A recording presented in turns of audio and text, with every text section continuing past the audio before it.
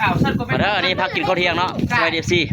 วันนี้ก็พักกินข้าวเที่ยงตอนนี้เด้อเอาเนี่ยอันนั้นเส้นทางหัดก็แม่นทุยโลมาบังอาหารสำคัญวันนี้เด้อผ้าลงลั่นคักกินแล้วก็ลุยต่อไปซะเด้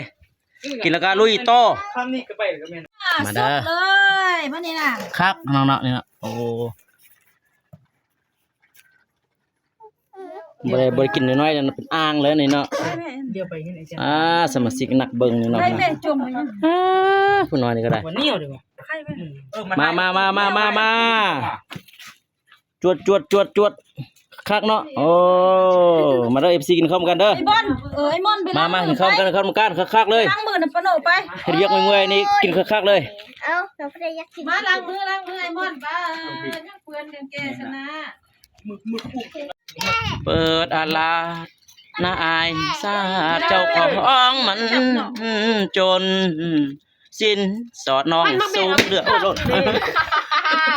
โอ้ยแต่ห่าเราตกใจก็แล้วมาแบ่งเมียนกันแม่มาตายห่าตกใจหมดสิเนาะบอกสุภเริกนึ่งนวลนานคือเบ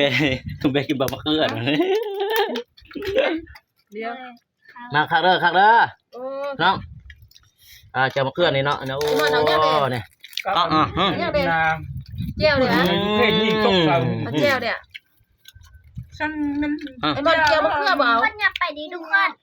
เอากินตอนนี่เอาแล้วมันคือจะบอกกินโอ้กินอยู่ซ่ากินตอนเข้าหรอหยิบอีกนะหยิบอีกกินตอนอยู่เฮือนพวกเราเอาไว้นั่นแหละไว้ใส่ก็ได้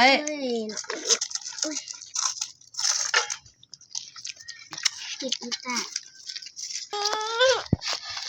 มันแล้ว